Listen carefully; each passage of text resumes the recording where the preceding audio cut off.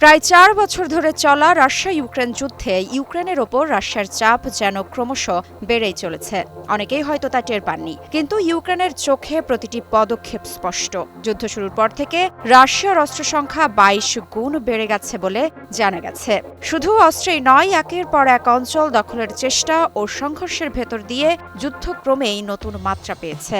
প্রশ্ন জাগে, রাশিয়া কি সত্যিই অপ্রতিরোধ্য হতে চলেছে? সম্প্রতি জানা গেছে, ইউক্রেন যুদ্ধ শুরুর পর থেকে রাশিয়ার অস্ত্র ও গোলাবারুদ উৎপাদন বেড়েছে প্রায় ২২ গুণ। একের পর এক অঞ্চল দখলের খবরও আসছে ফ্রন্টলাইন থেকে। প্রশ্নটা তাই ক্রমশ জোরালো হচ্ছে, তবে কি এই যুদ্ধে রাশিয়াকে থামানো দিন দিন আরও কঠিন হয়ে উঠছে? তবে এই বাস্তবতার মধ্যেই ঘটেছে আর এক ঘটনা, যা শুনলে মুহূর্তের জন্য মনে হতে পারে এটা বুঝি কোনো থ্রিলার সিনেমার চিত্রনাট্য। কিন্তু না, এটা বাস্তব। ট্রাম্প জেলেনস্কির সম্ভাব্য বৈঠকের ঠিক আগের রাত, আর সেই রাতেই রাশিয়া পাঠিয়েছে এক ভয়ঙ্কর বার্তা।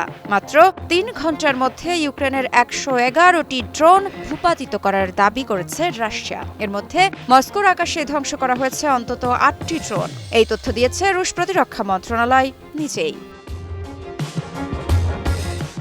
বিশ্লেষকদের মতে, এই যুদ্ধ এখন আর শুধু ফ্রন্ট লাইনের মধ্যেই সীমাবদ্ধ নেই, এটা ছড়িয়ে পড়েছে আকাশের প্রতিটি স্তরে। এটা এক ধরনের ড্রোন যুদ্ধ, যেখানে বুলেট নয়, প্রযুক্তি প্রধান অস্ত্র।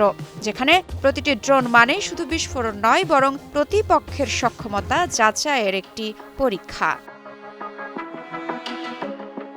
রাশিয়া যেখানে দেখাতে চাইছে তার আকাশ প্রতিরক্ষা কতটা শক্ত, ইউক্রেন সেখানে বোঝাতে চাইছে তাদের আঘাত করার সক্ষমতা এখনও শেষ হয়ে যায়নি। অনেকে মনে করছেন, রাশিয়ার এই ঘোষণা আসলে এক ধরনের শক্তি প্রদর্শন, বিশেষ করে এমন এক সময় যখন আন্তর্জাতিক কূটনীতি আবার সক্রিয় হতে পারে।